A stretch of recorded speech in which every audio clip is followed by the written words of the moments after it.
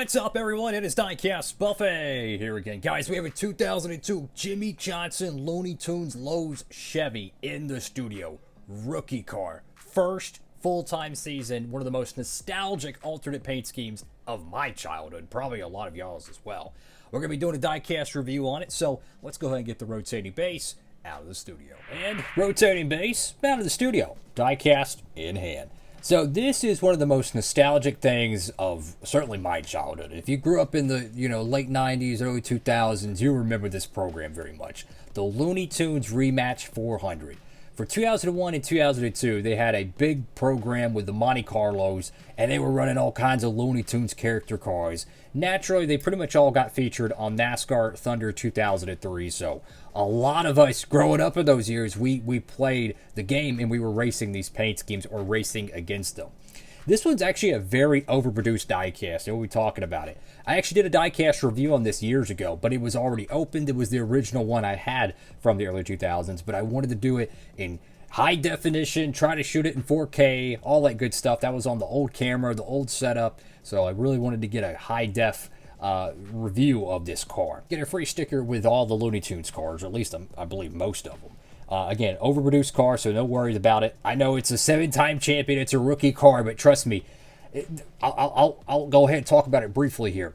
When Jimmie Johnson was coming to the Cup Series, Hendrick Motorsports, they wanted to market Jimmie Johnson like crazy. So you know what they did? They signed deals with all the diecast manufacturers, because back in those years, you had like 5 different cats, right? So they're making Hot Wheels diecast at 03. They got Action Winter Circle, which this is it. They had Team Caliber. They had Racing Champions. And I think they even made maybe a couple of diecasts with Revell with their 124 line. So they were making Jimmie Johnson stuff as much as possible to build his image. Jeff Gordon was a part owner. So they had a big incentive to try to push him as much as they can. And naturally, it worked out pretty good. So you go to the back panel of it. It's this was back when they kind of have a generic look. This is way before the official NASCAR Authentics waves. So to the newer collector, this might be a little bland, but I still love it, man. I think it's really cool. So anyways, I'm going to go ahead and carefully open up this thing. Also, there's a little bit of a, looks like a retail tag that was on there. So this could have been in a clearance bin in the mid-2000s and someone bought it. Who knows? I'm going to go ahead and carefully open it up, and I'll be right back. And here we go, fellas. Brand new after 23 years in that package. Wow. And like I said, it's overproduced car, so don't worry about it. There's probably thousands of this car floating around. The Looney Tunes joint, whenever they did the production for it, they overproduced it so much. 2002 was probably the high point of all the production numbers. 50,000 of this 164, 50,000 of this X, Y, and Z. So they made a megalodon of the cars back in 2002. They realized they were overproducing it, and they started reducing it by 03 and 04. They started significantly cutting back, 5,000 less of this 124, 10,000 less of this 164. But so 02 is the real high point of it, of the production numbers. And when they had the movie production, this was a car that got made early, and they wanted it probably out in the stores as fast as they possibly could. The paint schemes, I think, might have changed a little bit before they actually raced.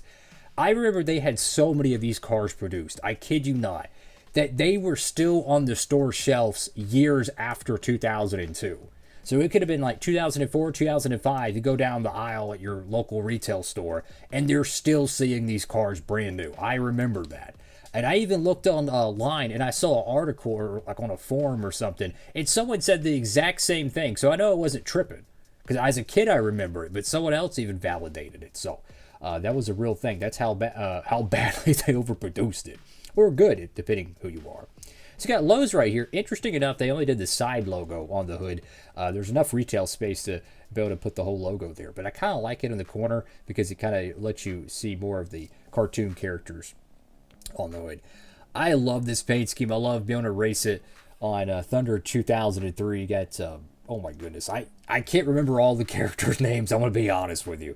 Look at the Monte Carlo 400 logo, which is where the bow tie would go on the Chevrolet. I can't remember if they did that for the race or not, or they changed it. If I had to guess, I think they changed it. So that could be an inaccuracy. Got Monte Carlo there. 48. Moog, Clavine, Comp, Simpson, Edelbrock, 76. Go left side of the diecast. Now, the car is sprayed with a metallic blue paint job.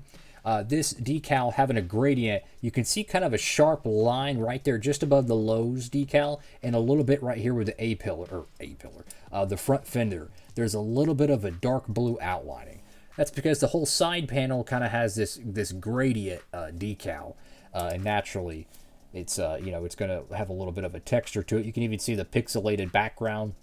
The real car might have had real spray paint or airbrush or whatever the biff they were doing, because this is back in the days where all the NASCAR paint schemes were pretty much hand painted, right, in shops. So they would have decal wraps and whatnot, but a Jeff Gordon DuPont car is going to be shiny, it's going to be painted, they're going to do all the layers and all that good jazz. At the 48 right there, got your B post decal. I got Jimmie Johnson. Very hard to read that there. It's a black signature, I think. Yeah, so it's going to be kind of difficult to see with the dark blue. I think it's the Tweety Bird. Got the Looney Tunes rematch sign, top choice. Lowe's, American Tradition, one coat paints. Got all your B-post decals here. Got your NASCAR Cup Series logo, bootleg Bud Pole Award. It's kind of funny that, all these years we used to look back at the NASCAR Cup Series logos, back in the 2000s or whatnot, and you're like, oh, it's a goofy fake Winston Cup logo. But here in the 2020s, that's what the NASCAR Cup Series is called. It's just called the NASCAR Cup Series. So in a weird way, it's kind of accurate right now at the time of this video.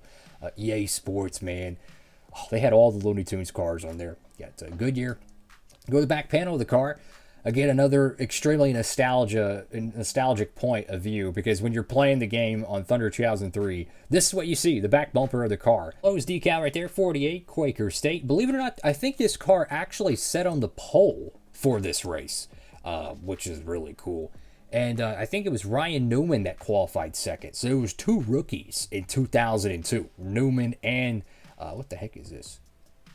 There we go. I seen a string earlier when I was getting the diecast ready to start filming. I guess there's some sort of string or something in the car. Think about it. That was placed there 23 years ago. My goodness. And it's still here. Go to the top of the diecast. Oh, yeah. The side artwork is different. Like, you have the cat here, and then you have the bird over here. You go on this side, you have the bird. There's no cat. So that was another cool thing, is that both sides of the car weren't lazy. They actually changed up the artwork. Now, I think the background effect, the background looks the same. I'm trying to rotate it slowly so I can, no, it is different. Okay. So yeah, the whole side panel is different on both sides of the car. That is really cool. Go to the top of the diecast, got the number 48 right there. And you got Lowe's right there on the deck lid. So, a couple of interesting notes with the other Looney Tunes cars from the 2002 Richmond race. Mike Skinner's paint scheme was technically inaccurate with the diecast mold, or the diecast release, because the real car, I think, ran with red wheels for whatever reason. So that's one inaccuracy there. Bobby Hamilton actually didn't race the 55 car in that race. It was Greg Biffle. What's crazy is that Biffle was like a tried and true Roush driver at the time, driving from the Truck Series, the Busch Series, and eventually into the Cup Series. And he was running the Chevrolets in the Busch Series. I don't understand it. I figured Roush would not have allowed their Ford driver to go and run Busch cars in the Chevys, and then running a Winston Cup car in 2002 as a Chevy. But they did. I don't know. Maybe it was just a different time. So that was another interesting note. And then, what was it? Jerry Nadeau? Yeah, Jerry Nadeau, he was let go before this race happened. So it was Joe Nemechek that actually drove the 25 car, which had the Looney Tunes wrap on there. So just a couple little quirks right there. And Dale Jr., he ran the Looney Tunes car in the Busch race, and I believe he won. I think he won in it. It was the Busch car for, what was it, Chance 2 Motorsports, I think? Anyways, or no, it was Junior Motorsports or Chance 2 Motorsports.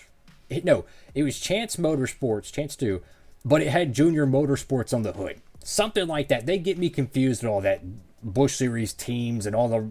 They changed Busch teams like 1,000 times during the 2000s, man. It's crazy. That's all for now on the diecast. And if I could grab the little piece here. What an awesome piece of artwork, man. That's just really cool. I wouldn't recommend peeling it off of the back. I would just leave it on there, honestly. But this is just so cool, man. It takes me right back to my childhood, man. Love these freaking diecasts. Because I remember getting these things brand new, man. I legit remember opening up a 2002 Jimmie Spencer or Sterling Marlin, 2002, or no, yeah, 2002 had the Jimmie Johnson car, Terry Labonte car, Mike Skinner car, you know, pretty much almost all of them, right? And just really cool memories, man. Awesome stuff. Highly recommend this diecast if you're a Jimmie Johnson fan, and I'll end the video on this, on another Larry McNugget. So, as I mentioned, they made Jimmie Johnson cars in 2002 for pretty much all of the diecast manufacturers at the time because they were trying to get Jimmie Johnson's name out there. They were trying to build their next superstar, right? And him winning 3 races his rookie year certainly helped. He swept Dover as a rookie. I'm just saying, that's like insane. And then he won Fontana. But the thing I want to touch on here is they made the primary paint scheme in the Action Winter Circle mold, right? The same mold as this. And they called it a distributor exclusive. I have no idea the origin story on that car, but I picked it up years ago. I think it was 2019 or early 2020. I picked it up and did a diecast review on it. It was pretty common then. Now it's getting a lot more uncommon. So I don't know if it was like, it was only released to a couple of Lowe's employees. It was a racetrack exclusive. I don't know the origin story of it, but it's the best version of Jimmie Johnson's rookie car ever produced. The most accurate, the most detailed. The Racing Champions ones, there's like a gajillion of them floating around. Y'all know how I feel about the Racing Champions cars. They're not very strong. They're pretty brittle. But the rookie car of Jimmie Johnson's primary paint scheme, it's a insanely good quality diecast. I've done a diecast review on it. You can check it out. It's called the Distributors Exclusive. I would love to know what the backstory is to it because it's pretty hard to find. But it's the best version rookie car. Every Jimmie Johnson fan should probably have one. It's that freaking cool.